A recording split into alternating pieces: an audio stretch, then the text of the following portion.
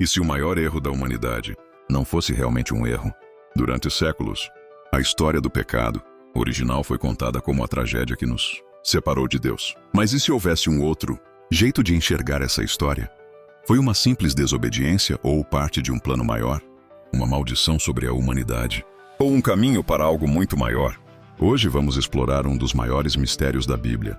No final, talvez você nunca mais veja essa história da mesma forma. Para entender tudo, primeiro precisamos voltar ao começo, ao próprio Jardim do Éden. O livro de Gênesis nos transporta para um mundo perfeito. Deus cria Adão e Eva e os coloca no Jardim do Éden.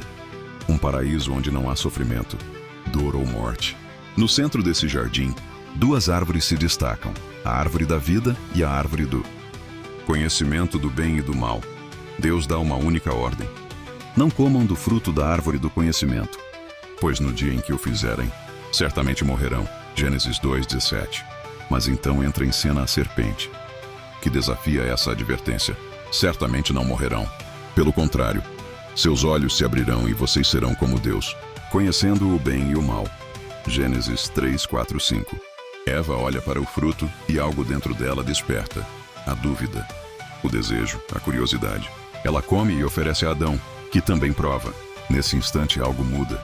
Eles percebem que estão nus, sentem vergonha e se escondem de Deus. O Criador, ao confrontá-los, não encontra inocência, mas culpa. A punição é decretada. O homem enfrentará o suor do trabalho, a mulher a dor do parto, e ambos serão expulsos do Éden. A morte, antes inexistente, agora se torna uma realidade inevitável. Por séculos, essa história foi vista como a origem de todo o sofrimento humano. Mas, será que foi apenas isso? Se tudo era perfeito antes do pecado, por que Deus permitiu que essa escolha existisse? É aqui que as perguntas começam, e onde nosso debate realmente se inicia. Por séculos, a interpretação predominante foi clara. O pecado original trouxe destruição para a humanidade. O mundo perfeito criado por Deus foi corrompido, e todas as gerações seguintes sofreram as consequências. A partir desse momento, a vida deixou de ser fácil. O trabalho, que antes era prazeroso, tornou-se uma luta diária. O parto, que poderia ser um momento de alegria plena, foi marcado pela dor. E a morte, a maior de todas as punições, tornou-se o destino inevitável de todo ser humano. Mas a maldição não afetou apenas o corpo. Ela também nos afastou espiritualmente de Deus. Se antes a humanidade tinha uma relação direta com o Criador, agora havia um abismo entre ambos. O pecado original não foi apenas uma falha pessoal de Adão e Eva. Ele foi transmitido a todos nós. É por isso que, segundo a teologia cristã, ninguém nasce puro. Todos carregamos essa natureza caída, esse impulso para o erro. O apóstolo Paulo reforça essa ideia em Romanos 5:12. Por um só homem entrou o pecado no mundo, e pelo pecado a morte. Assim também a morte passou a todos os homens, porque todos pecaram. Mas essa ideia não é exclusiva do cristianismo. Muitas religiões e mitologias falam sobre um passado perfeito destruído, por uma escolha errada. No mito grego, por exemplo, Prometeu rouba o fogo dos deuses para dá-lo à humanidade. Como punição, os deuses libertam Pandora, que abre uma caixa cheia de males e espalha sofrimento pelo mundo. Isso nos leva a uma pergunta inevitável.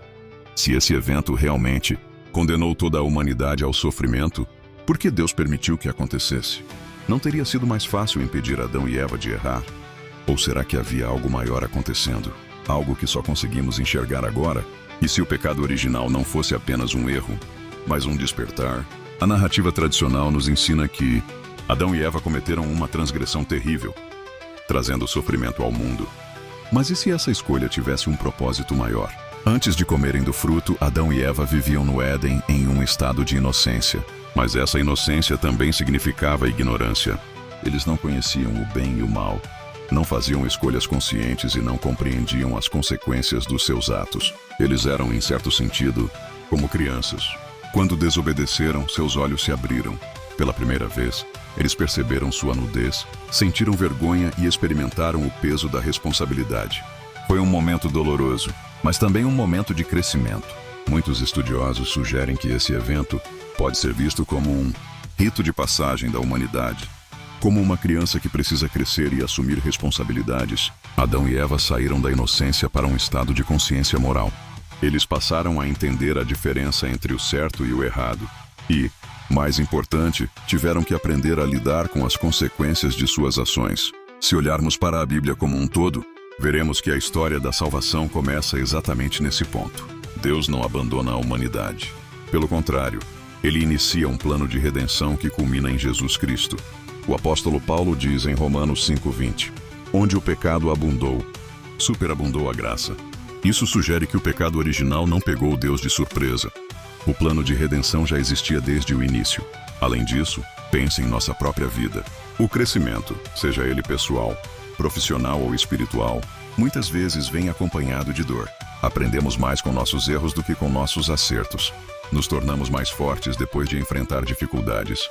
E se o pecado original fosse exatamente isso? Um passo necessário para a humanidade amadurecer, para que tivéssemos livre-arbítrio e fôssemos capazes de escolher conscientemente seguir a Deus. Isso não significa que o sofrimento seja algo bom, mas que ele pode ter um propósito.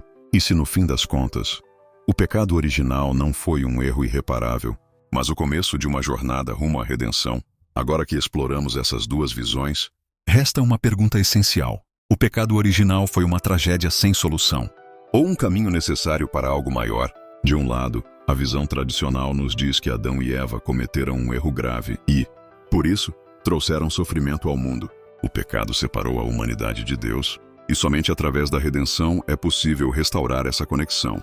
Por outro lado, há quem veja esse evento como uma transição inevitável. Talvez o pecado original não tenha sido um simples deslize, mas sim o primeiro passo para a humanidade despertar, amadurecer e compreender a necessidade da graça divina. Seja como for, o fato é que a história não terminou no Jardim do Éden. O plano de Deus continuou. E a Bíblia inteira é um testemunho dessa jornada, da queda até a redenção. Se o pecado original trouxe o problema, Cristo trouxe a solução. E isso nos leva a uma reflexão importante. E se as dificuldades da nossa vida também seguirem essa lógica? E se cada erro, cada sofrimento, cada desafio não for apenas um castigo, mas uma oportunidade de crescimento? Talvez o pecado original não tenha sido o fim da história, mas o começo de algo muito maior. Se esse vídeo fez você enxergar essa história de um jeito novo, compartilhe com alguém que também pode se surpreender com essa reflexão. E me conta aqui nos comentários. Para você, o pecado original foi uma maldição ou uma bênção disfarçada? Fiquem com Deus e até a próxima.